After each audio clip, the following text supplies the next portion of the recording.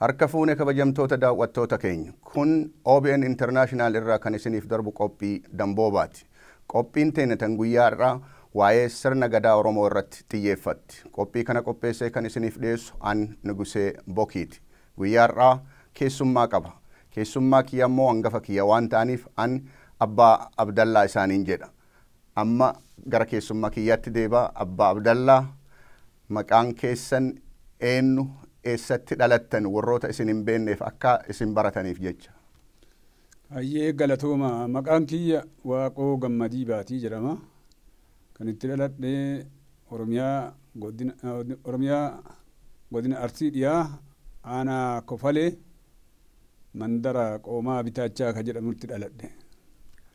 Hayyee mee waa'ee sirna gadaa Oromoo isin nama hayyuu Oromoo waan taataniif duraan dursee gadaa jechuun mataan isaatu iyyuu maal jechoodha? Gadaa jechuun sirna yookaan seera jechuudha. Hayyee gadaa jechuun sirna yookaan seera eega ta'e gadaan Oromoo kun 5 jedhama. Gadaan 5 Oromoo kun eenyu fa'a? Gadaan 5 Oromoo kun hangamni Birmajii, Bahaara, Bultuma, Horata, Roobalee jedhama. Birmajii, Roobalee, Horata, Bahaara, Bultuma jedhama. Inni kun naannoo hundattuu maqama tokkoon beekama moo naannootti maqaan isaa ka ittiin waamamu tarii garagara ta'a? Maqaan isaanii akkuma Oromoon bal'aa ta'eef akkuma qabeenya Oromooti guddina Oromoo illee bal'aa ta'eef garagaratti maqaan isaanii maqaa adda addaallee jiraachuun hin mala. Ammoo akka naannoo itti dhaladhe naannoo Arsii lixaatitti kan itti waamamu maqaa kana. Hayyee baay'ee bareeda. Mee akka seenaa irraa dhageettanii yookaan ammoo manguddoota hayyoota irraa dhageettanitti sirni gadaa Oromoo kun eessatti tumame? Sirni gadaa Oromoo kun akka argaa dhageenyetti Baale Dalloo lafa jedhamtu madda walaabutti tumame. Achitti qaallichi qumbii kennee gadaan achitti tumame. Hayyee waa'ee gadaa Oromoo kana yeroo haasofnu ummanni Oromoo seera isaa yookaan sirna isaa ittiin bulu keessatti aangoo waliif dabarsa. Namni tokko aangoo qabatee bara hedduuf qabatee hin taa'uun waliif dabarsa. Mee waggaa hagam haganiif sirni gadaa kun baallii walii dabarsa? Akka sirna gadaa Oromootitti gadaan waggaa 8 baallii walii dabarsa. Yoo baallii walii dabarsu yoo durana gaafa taate malee sii deebisa yoo baallii walii dabarsu ka gadaan isaa ga'ee gadaa kennullee eebbaan ka gadaa irraa fudhatullee eebbaan walirraa fudhata walitti dabarsa. Hayyee ummanni Oromoo kun ummata madda dimokiraasii waan ta'eef gaafa barri aangoo isaa xumuramtee baallii dabarsee kennu eebbisee kennaa. Akkuma isin jettan ka fudhatus qalatee naqatee gammachuun aangoo walirraa fudhata. Mee waan kana addaan baafannee ilaaluufu akka nuuf tolu gadaa jechoonii fi abbaa gadaa jechoo garaagarummaan isaa maali? Gadaa jechuun sirna yookaan heera ittiin bulmaata ummanni Oromoo uumaan qabu.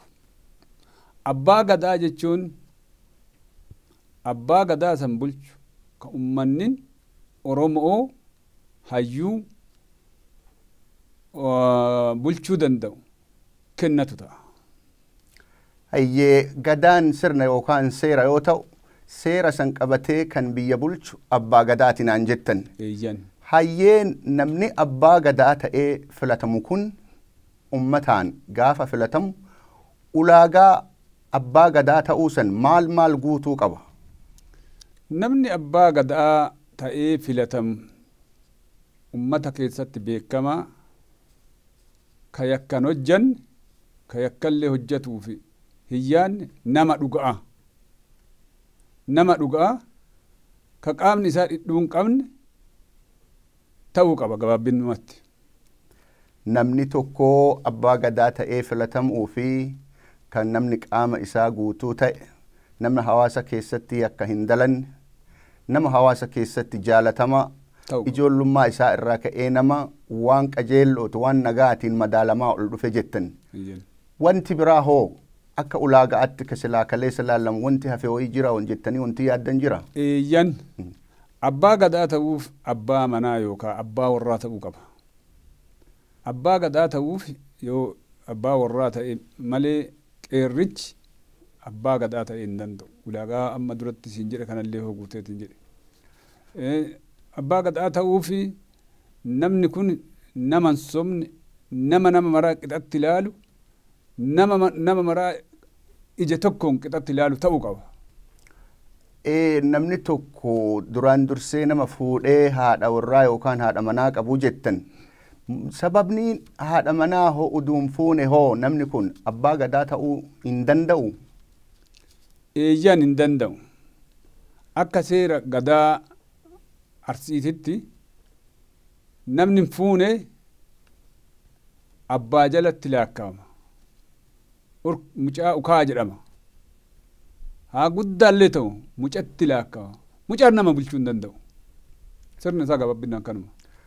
Kana wanti ta'uuf namni tokko biyya bulchuufu duraan dursee itti gaafatama qabaachuu qaba. Nama mana ofii bulche, nama haadha warraa ofii bulche, nama ijoollee ofii bulcheetu biyya bulchu jedhamee waan yaadamuuf jechuu keessani. Akkana. Hayyee eega kun kan ta'e sirni gadaa Oromoo bara dheeraadhaaf addaan citeetiin tureeti jira. Keessattuu bara 4-5 ammaatan as deemu kana keessatti waan wayyattee as deebite fakkaatti. Sababiin addaan citiitii gadaa Oromoo maali? Akkuma beekamu sababii addaan citiitii gadaa Oromoo dhiibbaa bulchiinsi yeroo tokkoffaan adda dureen dhiibbaa bulchiinsi ennaasan Oromoo humnaan bulchu tiyya fudhattu malee tanteen taatu. Waan kiyya fudhadhu waan kan kee mulqadhu waan jedheef. Dhiibbaan lammaffaallee hin jira biraan. Akkuma Oromoon babal'ataa dhufeen amantii garaagaraa yoo fudhatu dhiibbaa irra jiru waliin sanitti illee hirkifateetiin gadaan Oromoo kun namni takka mana manatti haala waliigalaa utuu hin taane kabajatu malee dhabamtee gara keessumaayyuu qulqullooftee dhabamuu eega deemtee amma reef akka waan haarawa argaa arroo nutti fakkaatti. Mee sirni gadaa Oromoo kun eegaa humna alagaatiin harkaa laamsha'ee ummanni Oromoo haqa ofiitiin dhugaa ofiitiin buluu dhiisee humnaan gaafa dhaalame yookaan mirgi isaa irraa fudhatame qabee ummanni Oromoo bakkee hedduutti waa'ee sirna gadaa kana waggaa 8 baallii walirraa fuudhaa hin turre. Haalli amma keessa jirru kana keessatti bara as deebee silaa Oromoon gadaa isaa faarsu kana keessatti gadaa isaa deeffachuuf yaadu kana keessatti ammaa tanatti waa'ee silaa akka kaleessa Oromoon safuu isaa eeggattee laguu isaa eeggattee wayyooma soddooma eeggattee akka silaa kaleessa sirni gadaa itti deemu sanii deemaa jiramoo waan hanqatetu jira? Dhugaa dubbachuu wanni hanqate hin jira. Wanni hanqate maaliif jira? Hubannoma amma akka carraa amma na kennitanii na dubbiftanii kana hubannoo akkana keessa deemuu dhabuu irraa tokko wanni hanqatee jira. Oromoon sirna bulchiinsaa yoo muudameetiin jedhu abbaa gadaa ta'ee yoo muudameetiin jedhu sirni isaa yoo dhumateetiin jedhe innillee ka kennullee hin beeka ka fudhatullee hin beeka uduu waliin abarre wal eebbisee kuun cidha godhatee qalatee gosa waamee eebbisanii ka fudhatuttillee kennan ka kennullee waan akka gadaan isaa sun dhumatteeti kennu waan quba qabuuf eebbisee si haa toltu jedhee isallee eebbisee akkasi walitti kenna wanni suni yoo ilaallu hanqinnatu jira. Hayyee mee waan gugurdaa sirna gadaa keessatti Oromoon ittiin bulaa turte keessaa waan gugurdaa wanti nuun jettan maalfa fakkeenyaaf waan Oromoon wayyeeffattu wayyuu jettee waamtu. Yan Oromoon duraan durseeti ka isa uume waan ni wayyuu jetti wayyu lafti wayyuu jetti wayyu gadaa wayyuu jetti wayyu qaallichi wayyuu jetti wayyu intu qabu haati wayyu abbaa wayyu soddaa wayyu soddaatii wayyu wayyoomni xixiqqaan kana jalaan jirullee ka Oromoon as jalaan jirullee baay'eetu jira hedduutu jira akkuma gara garaatiin kunni wayyooma tuqamuu hin qabne wayyooma abaaramuu hin qabne wayyuun gurguddaan wayyeeffatan kanni. Mee kunoo sirna gadaa Oromoo kana keessatti wanti maqaanaa dhooftan kunneen waan wayyuu lafti wayyuu gadaa wayyuu qaallichi wayyuu haadha abbaan wayyuu soddaatiin wayyuu naan jettan wayyuu jechuun kunuu hoo daawwattoota keenya nu dhaga'aa jiran wayyuu yookaan wayyooma jechuun kun maal jechuudha? Wayyuu jechuun kuni waan wayyite tokko atamma waaqa arrabsuu hin dandeettu abaaruu hin dandeettu. Lafa arrabsuu hin dandeettu abaaruu hin dandeettu. Haadha abbaallee akkasuma qaallichallee gadaallee yoo qaallichin waallee bira argan akka wayyoomaan isa gaafatantu jira hulee isa itti gaafatantu jira isa gizee biraa bal'inaan walitti deebina. Dhugaadha amma ka bara adda keessa jirru kana keessatti waan wayyooma isin nu lakkooftan kana ilmaan Oromoo akkamitti ilaalu dhugaadha wayyooma makaleessa waan ni kenneef san uumaan qabdu san itti deemaa jirtimo waan san waan irraa hanqifte yookaan balleessite fakkaatti. Yoo keessatti galaalluun wanni suni jecha afaanii malee waan hanqate fakkaata.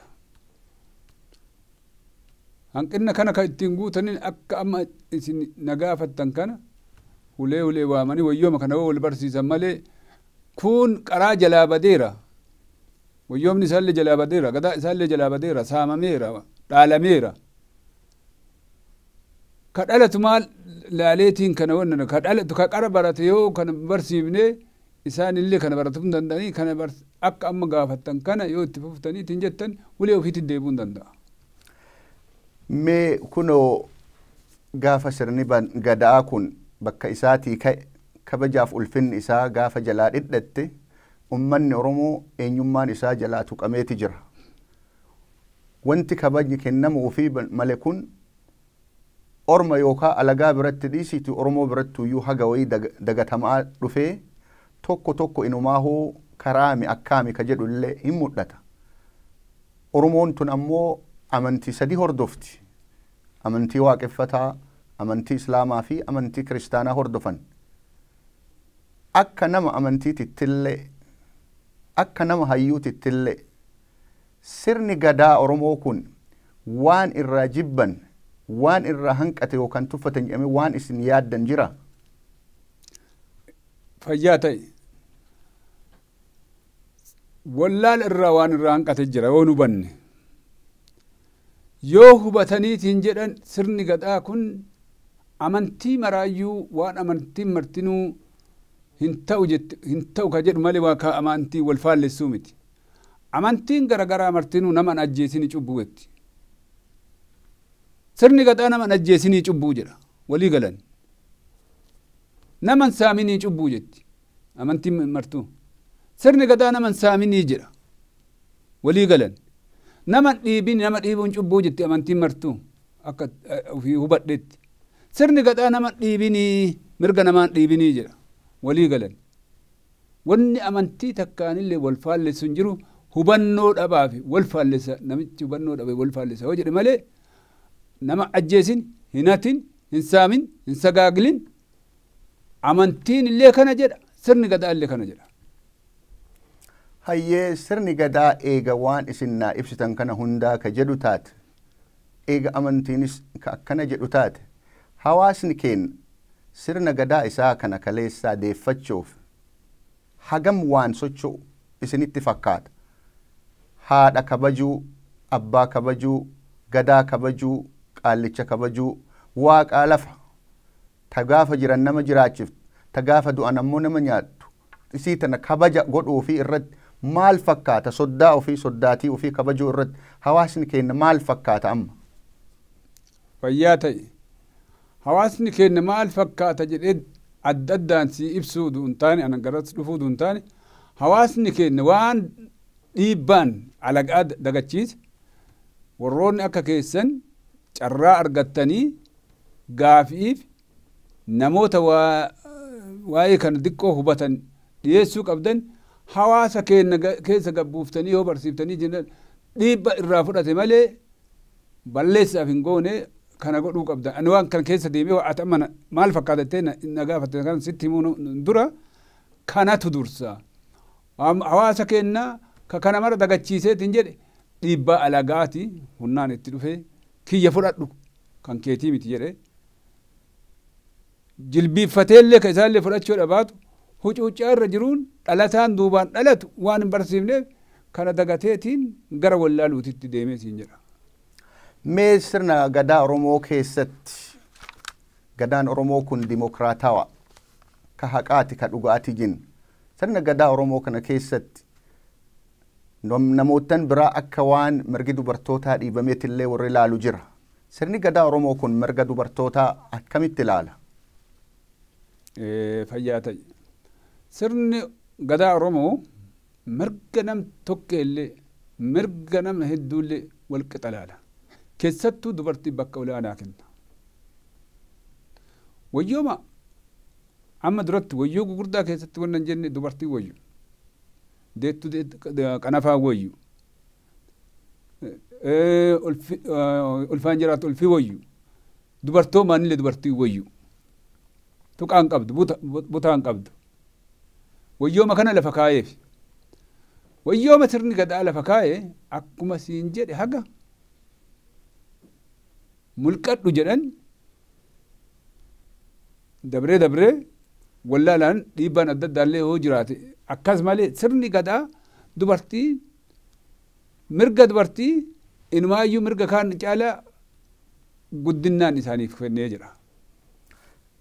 Akkuma isinuu naa himtanitti keessattuu mirga dubartootaa kana sirni gadaa yeroo ibsu dubartiin takka gaafuma dhalatte irraayyuu dubartii waan taateef dubartummaa isiitiin kabaja qabdi tuqamuun qabdu butamuun qabduu jenna.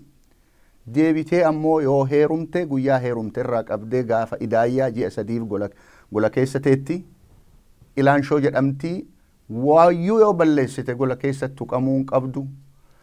Achi booda ji'a sadi booda yoo ammoo gabbaate illee yeroo gabbaatu ji'a sadi keessa daa'ima garaa qabaatti ulfaan mallees kabaja guddaa qabdi. Yoo deettee kaate ammoo haga ji'a jahaa akka aadaa Oromootti haga ulmaa baatuuf yookaan qanafaa lafa kaa'attutti wama fedhes balleessitu mirga isii waan ta'eef namni isii tuqu abbaa warraa isiitu iyyuu tuquu hin danda'u jedha. Kana yeroo laallu mirgi dubartootaa kamiyyuu olitti kabajamaa ta'uu isaa nutti agarsiisa. Amma hoo ummanni keenya waa'ee bara jaarraa 21ffaa jennu kana keessatti akkuma sirni gadaa kaleessa kabaja isaanii kenne ulfinna isaa kenne sanittuu kabaja kennaaraa fi dubartii amma kaleessa kabaja guddaa qabamoo adda qaban. Fayyaa ta'e sirni gadaa kakaayee fi ka amma jaarraa kana keessa hojjetamaaru ka afaaniin mirga dubartii jedhan maal yoo ta'e waliif fiddu yoo ta'e garaaf dudda. Sirni gadaa akka uumaa rabbi uumeetitti ilma namaatii jedheeti ilma namaa maraa kabajje. Erga kabajje hoo kabajjaa addaa akkuma amma ati na gaafattetti dubartoomaan kabajaa addaa kenneefi ulfaan kabajaa addaa kenneefi ulmaan kabajaa addaa kenneefi kabajaa addaa kenneefi dubartiin haadha dhiiraati obboleettii dhiiraati haadha manaa dhiiraati finna dhiiraati qooda isaan qaban kana maraalaa akka'ee gadaan kabajaa isaanii kenne gadaan kabajaa isaanii kenne sirni gadaa sirni ammaa hoo walqixxummaa afaaniiti sirni kun yoo deebi'ee ka gadaa kun deebi'ee fi jedhe walqixxummaa dhuga'aa ka isaanii kana siin jedha. Bareeda eega mirga dubartii agana dubbanne booda sirna gadaa Oromoo keessatti kaleessa dubartiin takka yoo heerumte abbaa warraa isii jalaan deemtu. Abbaan warraatis haadha warraa ofii hin ari'u. Bara asaanu kana ammoo dubartiinis abbaa warraa dhiiftee deemti. Abbaan warraatis dubartii ari'a. Haala kana keessatti biyya keenna baanee biyya Ormaa keessattuu biyya Faranjii keessa jira. Hawaasni keenna ka biyya alaa jiru kana kan waliin as Ameerikaa keessa jirru kun waan kana irratti akka nama hayyuu Oromoo faaf xiinxalluutti maal keessa waan jiran isiniif fakkaata? Achi bira dhaquuf eegana gaafatte dubartiin heerumuun uuma. Dhirtillee fuudhuun uuma. Abbaa warraati Oromoon maal jettee dhaamteerti. Abbaa warraa haadha manaa ofii jedhan. Sadi hin gorsaa jedhan. Sadi hin dhossaa jedhan. Sadi obsaa jedhan. Firuma itti aanuu kageettu sadiin gisee sadii sagali. Isii bira yoo tare geetti malee achi hin geettu. Amma teetti as deebi'a. Ummanni keenya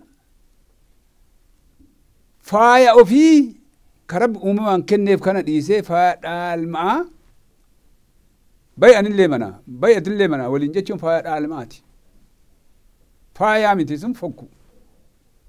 Ka isaa karabbi isaa kenne ka walii dhossee walii obsee wal gorsu sani ka deebi'eeti aabbamee argi obboleessa kiyyamee argi jedhee firaa wal galateeti yoo wal dadhabeellee firri deebi'eetiin akka na wali qorcusani. Kun faaya ambaati ka dhaalmaan humnaan nutti uwwisaniiti biyya dhiibbaan nu uwwisaniiti biyyaa baaneellee jennaani kama dhiibbaan uffanne san fudhanneetiin dhufne kana gannee keenna deebi'uu qabnaa kun nuuni maluu siin jedha. Dhugaa dhagaafii kanas wanti isin gaafadheef biyya Ormaa keessa gaaf jiraannu keessatti yeroo ammaa kanaa irra guddaan jaarsaaf jaartiin addaan ba'u irratti ilmaan wadhakkaa irratti miidhamaatu jiru. Jaarsaaf jaartiin yeroo adda ba'an mana jiraatanii abbaan ilma ofii dhungataan guddisu. Haati immoo ilmaan ofii abbaa warraa wajjin wal gargaartee guddisaan jirtu. Haalli kun miidhaa hawaasa keenya waan geessaa jiruuf sirni gadaa kaleessaa sun uduu jabaate rakkoo hawaasa keessa jirtu hedduu furmaata kenna. Sirni kun nu jalaa dadhabaa dhufuu isaatiin wanti kunniin dhufe. Mee kanaafuu isin akka manguddootti hawaasa nu dhaga'aa jiru ka biyyoota addunyaa irraa nu caqasu kanaaf maatiin jaarsaaf jaartiin addaan ba'uun isaanii isaan lamaan qofa odoo hin taane maatii irrattis dhiibbaa gugurdaa waan geessuuf mee dhaamsa akkamiin nu dabarsitan maatiin kun wal kabajee akka waliin jiraatu yoo wal dhabellee namni walii obsee walii dhossee waliin jiraata jettaniittanii kanaafuu dhaamsa mee akkamiin nu dabarsitu? Fayyaa ta'e Oromoon maal jetti? Haati manaa kafanaa jedhan. Kafanaa jechuun gariin imaanaa jedhaa, gariin kafanaa jedhaa, gariin wayaa jedha. Akkuma sabni keenya bal'aatiif afaan keenya illee bal'aa afaan adda addaatiif wannana. Wayaa uffatu kana namni hin jibbu. Ammallee haati manaatiif abbaan manaa dhiiga tokkochaa jedhan. Rabbi dhiiga tokkocha godhe. Laga lagaa waraabeeti dhiiga tokkocha godhe jara lamaan. Akkuma ammatti na gaafatte maatiin haati manaatiif abbaan manaa adda deemu yoo haadha faanaa baate abbaa maleeyyii abbaan qabne ijoolleen haadha faanaa yoo baate Yoo abbaan fudhate haadha maleeyyii taadhaan qabne tama dunduune dhabde. Daa'imni haadha malee yookaan abbaa malee guddatu sammuunillee waa maraanuu dhidhinna qaba.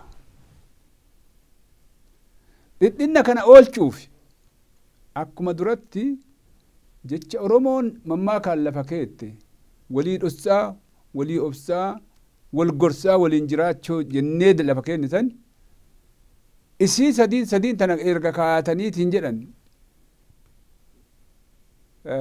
dubbiin namaan deebite. Haati manaatiif abbaan manaa yoomuyyuu wanni jara walitti wanna jedhu hin dhabamu. Maaliif bu'aa isaanii tokko waan ta'eef ilaalcha irra bu'aan kana karaa kana midhaasaa irratti namni tokko ilaalchi isaa garagara ta'uu hin qabu. Ilaalcha san marii walitti deebisanii. Marii walitti deebisanii aadaa teenya takalee ganamaa san walii dhidhossaa walii obsaatiin erga biratti arteetiin jettee wanni biratti tarrellee hin jirtu akka tasaa